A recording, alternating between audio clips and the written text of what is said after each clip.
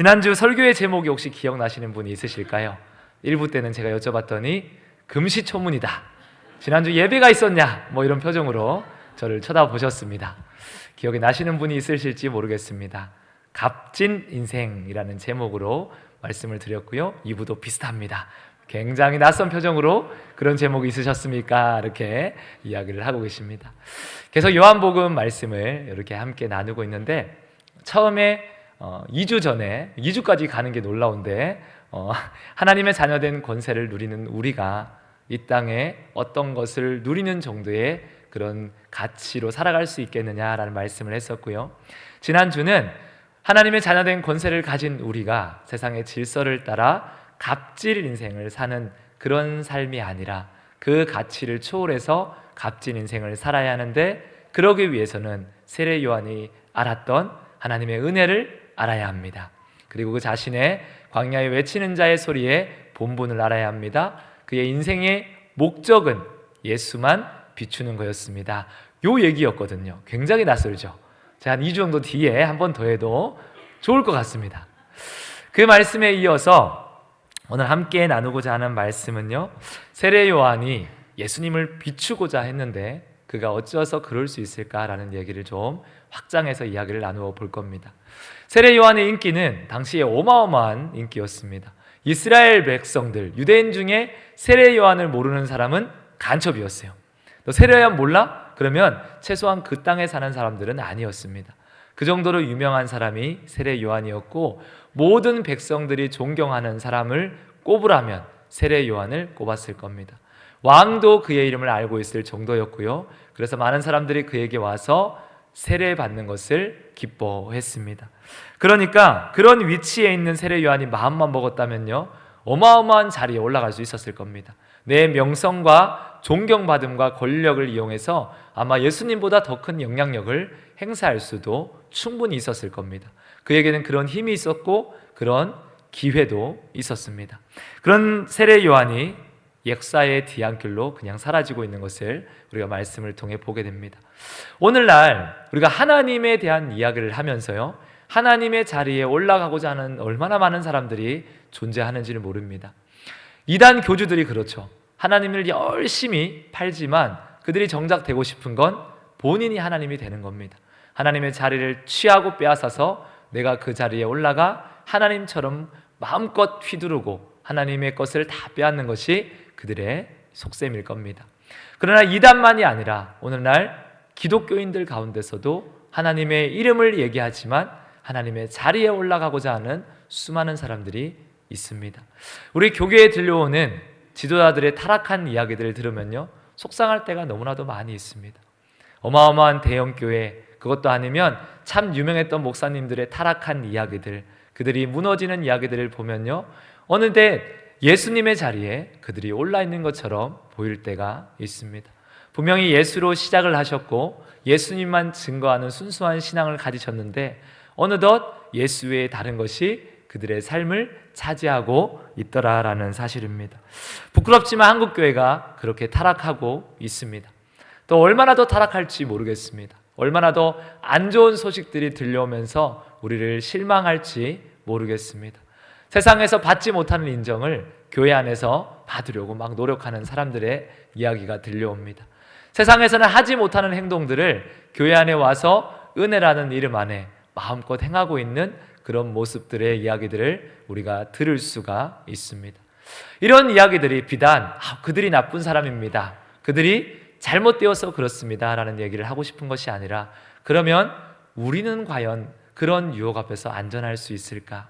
저와 여러분이 세례 요한의 자리에 올라갔을 때, 세례 요한처럼 어마어마한 유명세와 인기와 또 어쩌면 권력과 어쩌면 모든 사람들이 알아주는 그 자리에 있을 때, 나는 그리스도가 아닙니다, 나는 예수가 아닙니다, 나는 신발끈도 감당하지 못할 존재입니다 라는 얘기와 함께 정말로 아무도 알아주지 않는, 오직 하나님만 알아주는 그 역사의 뒤안길로 우리가 감히 사라질 수 있을까? 그런 고민들이 사실 우리에게도 필요할 것입니다. 이 시대에 무엇을 해야, 우리가 무엇을 바라보아야 나를 지킬 수가 있을까? 건강한 성도가 되고 건강한 교회가 되고 건강한 가정을 우리가 지킬 수 있을까?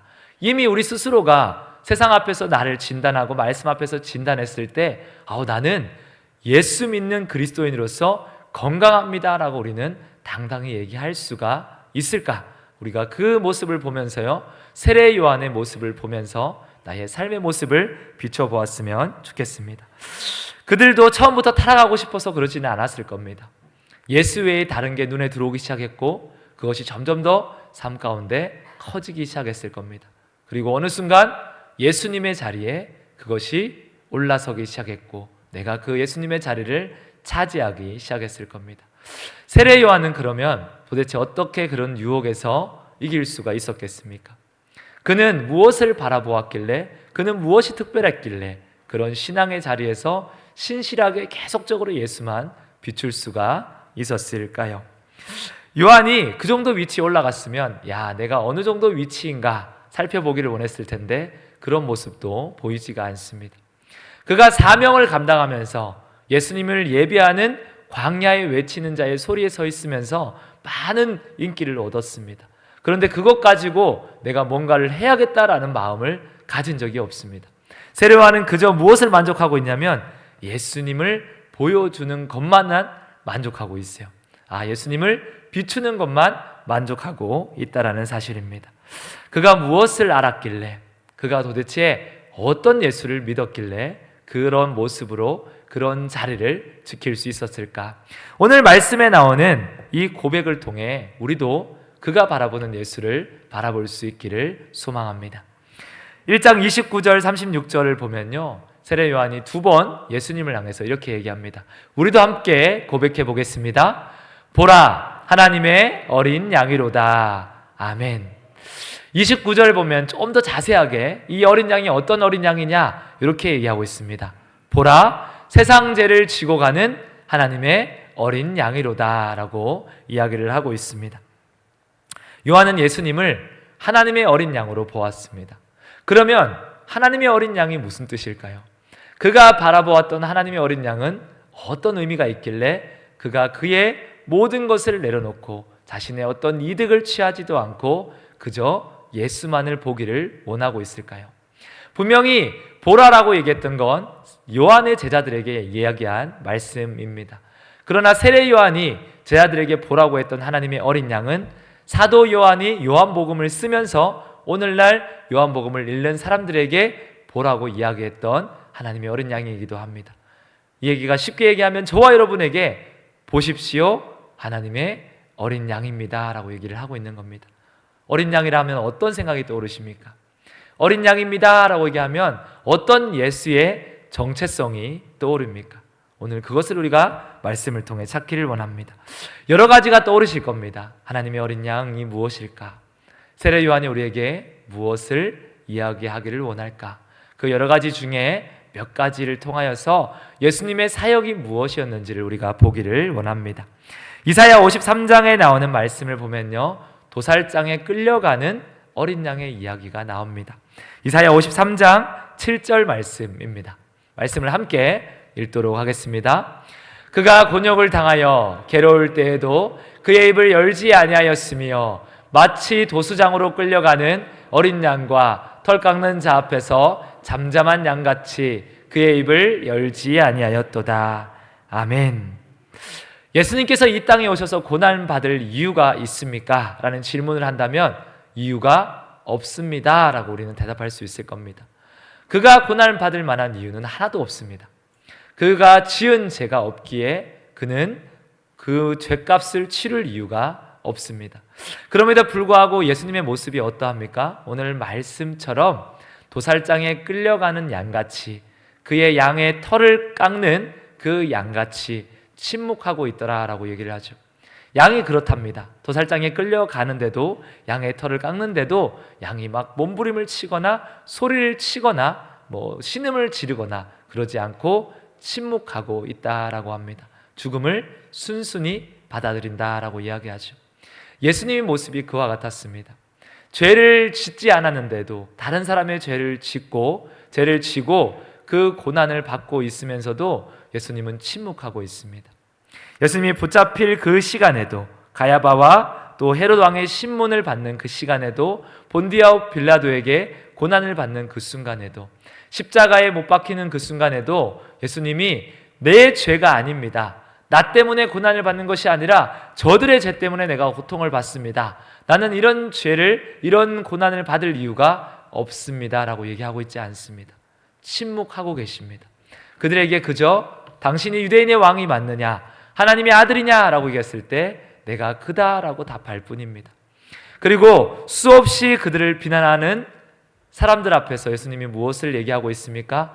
너희 죄 때문에 내가 이거 하고 있는데 정신 안 차리냐, 이런 얘기를 하고 있지 않습니다.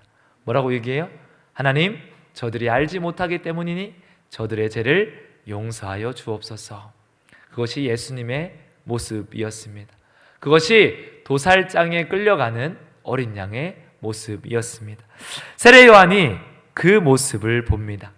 내가 짊어져야 하는데, 내 죄 때문에 벌을 받아야 하는데 내 대신 짐을 짊어 가는 고난받는 종의 모습을 바라보고 있습니다. 그 종의 모습을 보면서 세례 요한이 무슨 얘기를 할 수 있었겠습니까? 예수님 앞에 따질 수가 없었습니다. 예수님 앞에 내 권리를 내세울 수가 없었습니다. 쉽게 한번 생각해 보면요, 우리의 상황 가운데 내가 큰 죄를 지었어요. 어마어마한 죄를 지었습니다. 근데 그 죄값을 내가 치르지 않고 옆에 있는 누군가가 대신 치르고 있습니다. 그가 엄청 무거운 짐을 지고 고난과 고통 가운데 피땀을 흘리며 그것을 지나가고 있습니다. 그 고난을 받는데 그 사람이 변명하지를 않아요. 그 사람이 나 아니에요, 저 사람 때문입니다 라고 얘기하고 있지 않습니다. 그저 묵묵히 죄값을 치르고 있습니다. 그런 사람을 보면서 저와 여러분은 무슨 얘기를 할 수 있을까요? 아이고, 저 사람이 대신 죄를 지니까 나는 벌 안 받아서 좋다, 아유 다행이다, 나는 집에 가서 편하게 쉬어야지 라고 얘기할 수 있을까요? 사람이면 그럴 수는 없을 겁니다.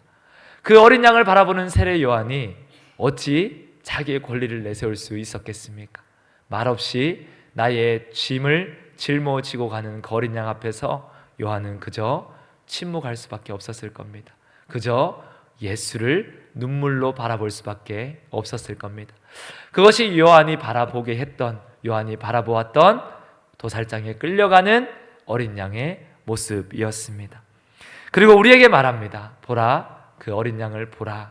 너희를 대신해서 고난받는 종의 모습을 보라. 너희가 어찌하여 그 종을 멀리하느냐라고 이야기하고 있습니다. 그리고 두 번째 정체성은, 유대인이라면 보라, 하나님의 어린 양이다, 이 얘기를 듣는 순간 그들의 머릿속에 다 떠오르는 어린 양이 있었을 겁니다. 그것은 바로 유월절 어린 양의 모습입니다. 우리 말씀을 한번 찾아보겠습니다. 출애굽기 12장 3절에서 10절까지 말씀입니다. 말씀이 길기 때문에 한 절씩 교독해서 읽겠습니다. 너희는 이스라엘 온 회중에게 말하여 이르라. 이달 열흘에 너희 각자가 어린 양을 잡을지니 각 가족대로 그 식구를 위하여 어린 양을 취하되, 그 어린 양에 대하여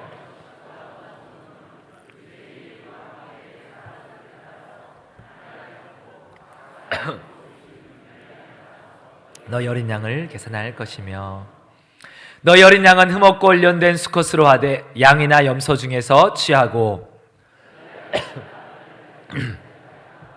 해질 때에 이스라엘 회중이 그 양을 잡고 그 피를 양을 먹을 집 좌우 문설주와 임방에 바르고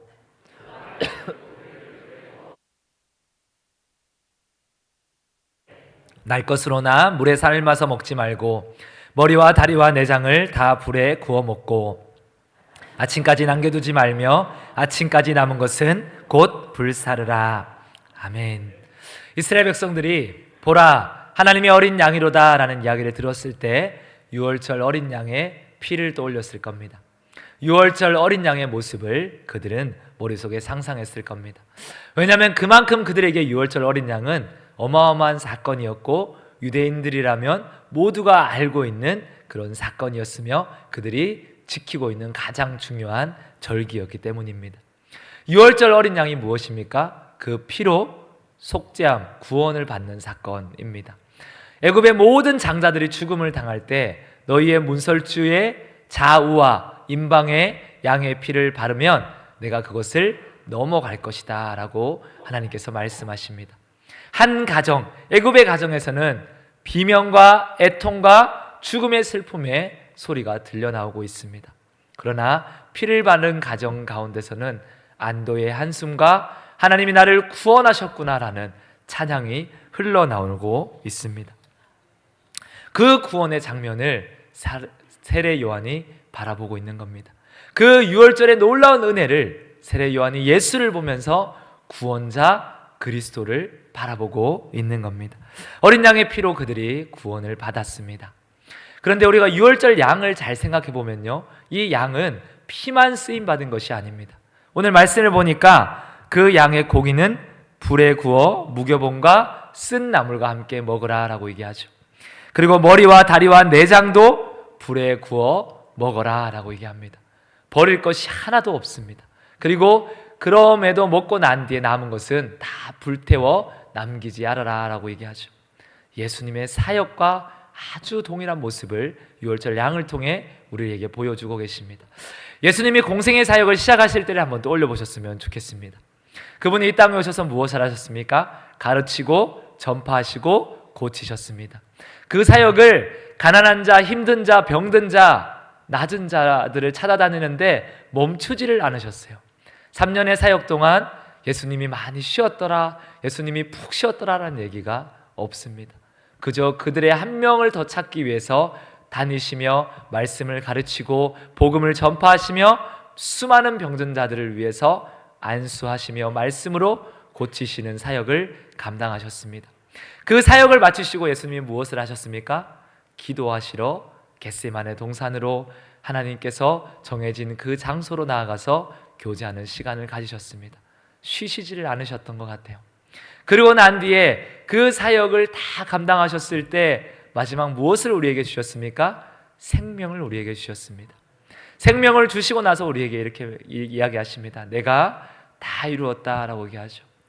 그의 모든 것 중에 하나도 남김없이 우리를 위해 완전히 희생하셨습니다.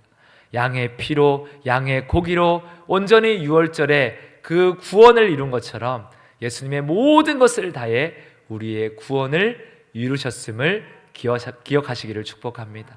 오늘 세례 요한이 그 유월절 양을 보고 있습니다.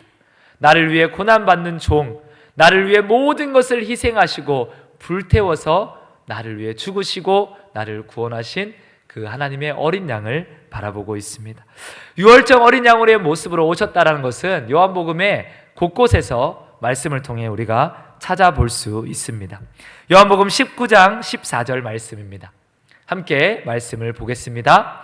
이날은 유월절의 준비일이요 때는 제6시라 빌라도가 유대인들에게 이르되 보라 너희의 왕이로다. 아멘. 사도 요한이 이렇게 얘기를 합니다. 유월절의 준비일에 예수님께서 돌아가셨습니다. 유월절 어린 양을 먹는 그 순간에 예수님께서 잡히시고 돌아가심을 유월절 어린 양에 비교하고 있는 겁니다. 또 이뿐 아니라 예수님의 십자가 장면을 모사하는 19장 말씀을 보면요, 병사들은 다 다리가 꺾여서 죽음을 당합니다. 십자가형을 당하면 사람이 서서히 죽음을 당합니다. 아주 오랜 시간 동안 고통을 받으며 폐가 물로 차서 질식해서 죽는 겁니다. 그 고통 가운데 죽지 않은 자들이 있기에 다리를 꺾음으로 완전한 죽음에 이르게 합니다. 예수님께 가보니까 예수님이 죽음으로 다리를 꺾지 않았다라고 이야기를 하고요, 36절 말씀에 보니까 이 일이 일어난 것이 성경의 말씀을 응하게 하려 함이더라 라고 얘기를 하고 있습니다. 어떤 성경의 말씀을 응하게 하려 함일까요? 예수님의 유월절의 이야기를 비추고 있습니다. 출애굽기 12장 46절입니다. 말씀을 찾고 함께 읽도록 하겠습니다. 한 집에서 먹되 그 고기를 조금도 집 밖으로 내지 말고 뼈도 꺾지 말지며. 유월절 어린 양의 뼈를 꺾지 말라라고 이야기를 하고 있습니다. 예수님이 완전히 유월절에 어린 양을 되셔서 우리를 위해서 구원하시고 우리를 위해 죽으심을 요한복음의 말씀을 통해 성취하셨고 보여주고 있는 겁니다. 요한이 그런 피 흘리시는 예수를 보고 있습니다. 피 흘리시는 어린 양 예수를 보고 있습니다. 유월절 어린 양, 완전히 우리를 위해 희생하신 그 유월절 어린 양을 보면서 요한이 무슨 얘기를 할 수 있을까요? 예수님, 어찌하여 내 제자를 뺏어가십니까? 내가 그래도 지금까지 열심히 살아왔고 주를 위해 쓰임받았는데 어찌하여 역사의 뒤안길에 쓸쓸히 버림받게 하십니까? 당신도 사역을 하시고 나도 한 자리를 주십시오. 그런 얘기 할 수가 있겠습니까? 예수님의 그 희생을 안다면 이렇게 얘기할 수밖에 없을 것 같습니다. 내가 무엇이 간데 당신이 나를 위해 이렇게까지 희생하십니까? 내가 무엇이 간데 당신이 나를 위해 이렇게까지 죽으십니까? 이렇게까지 피 흘리시고 당신의 모든 것을 불살라 연약한 죄인인 나를 살리십니까? 라고 얘기할 수밖에 없지 않겠습니까? 요한이 그런 예수를 보기를 원합니다. 세례 요한이 그런 예수를 보며 오늘 요한복음의 저자인 사도 요한이 그런 예수를 우리에게 이야기하며 보라, 하나님의 어린 양이다 라고 얘기합니다. 보라, 세상 죄를 지고 가는 하나님의 어린 양입니다. 당신을 위해 그 종이 되셔서 무거운 짐을 지시고 유월절 어린 양이 되셔서 모든 것을 희생하시는 어린 양이 되십니다. 당신이 믿는 예수가 그런 예수입니다 라고 얘기를 하고 있습니다. 저와 여러분이 그런 예수를 바라볼 수 있기를 축원합니다. 그리고 요한이 어떤 예수를 또 바라보기를 원했을까요? 이 예수가 요한복음에 나오는 말씀과 관련이 있습니다. 요한계시록 17장 14절 말씀입니다. 말씀을 함께 읽도록 하겠습니다. 그들이 어린 양과 더불어 싸우려니와 어린 양은 만주의 주시요 만왕의 왕이심으로 그들을 이기실 터이요 또 그와 함께 있는 자들 곧 부르심을 받고 택하심을 받은 진실한 자들도 이기리로다. 아멘. 이 말씀이 우리에게 아멘이 되기를 축복합니다. 요한이 말하는 어린 양이 어떤 왕입니까? 사도 요한이 세례 요한의 고백을 통하여서 보라 하나님의 어린 양이로다 라고 얘기했던 그 어린 양을 통해 바라보길 원하는 또 하나의 어린 양이 무엇입니까? 승리하는 어린 양입니다. 종의 모습으로 고난을 짊어지고 무거운 짐을 짊어지고 가는 도살장에 끌려가는 어린 양이, 그리고 유월절 어린 양이 되어서 자신을 희생해서 죽으셨던 어린 양이 어떤 왕입니까? 만주의 주시요 만왕의 왕이 되시는 그 왕이 승리로 이끄시는 어린 양이 되십니다. 요한이 그 왕을 우리에게 보여주시고 비추시고 계신다라는 사실입니다. 세상은 실패한 왕으로 봅니다. 세상은 끝난 왕으로 봅니다. 아니, 어린 양이 죽었으니 유월절 희생이 되었으니 더 이상 무엇이 있느냐? 예수는 십자가에서 실패했다라고 이야기를 합니다. 그러나 우리는 거기서 끝나지 않음을 알고 있습니다. 오늘 29절에 나오는 말씀을 보면요, 세상 죄를 지고 가는 하나님의 어린 양이로다 라는 말씀 가운데 지고 가는 단어에 이 아이로라는 헬라어는 두 가지의 뜻을 가지고 있습니다. 첫 번째는 들어 올리다 라는 뜻입니다. 그러니까 지고 가는 게 맞는 겁니다. 세상 죄를 들어 올려서 지고 가는 어린 양입니다. 또 하나의 아이로의 뜻은 제거하다, 치워버리다 라는 뜻입니다. 이것을 우리가 해석하면 이렇게 해석할 수 있습니다. 세상 죄를 제거해 버리신 하나님의 어린 양입니다. 그가 죽으심으로 이 땅에 죄의 근원이 되는 모든 죄를 제거하여 버리셨습니다. 모든 죄를 치워버리셨습니다. 죄로부터 완전히 승리하였습니다. 그러면 죄가 어디에 있습니까? 죄를 우리가 두려워할 이유가 어디에 있습니까? 그래서 고린도전서 15장 55절에서 58절에 이렇게 고백을 하고 있는 겁니다. 우리 말씀을 찾고 함께 읽도록 하겠습니다. 사망아, 너의 승리가 어디 있느냐? 사망아, 내가 쏘는 것이 어디 있느냐? 사망이 쏘는 것은 죄요, 죄의 권능은 율법이라. 우리 주 예수 그리스도로 말미암아 우리에게 승리를 주시는 하나님께 감사하노니, 그러므로 내 사랑하는 형제들아, 건실하며 흔들리지 말고 항상 주의 일에 더욱 힘쓰는 자들이 되라. 이는 너희 수고가 주 안에서 헛되지 않은 줄 알미라. 아멘. 죄를 제거하여 버리셨습니다. 이미 승리하셨습니다. 요한이 그 사실을 알았어요. 하나님의 어린 양이 어떤 왕인지 알았습니다. 그가 최후 승리하는 어린 양의 모습을 가지셨음을 알았습니다. 그래서 이미 승리하신 예수님께서 주시는 그 면류관과 바꿀 것은 아무것도 없었습니다.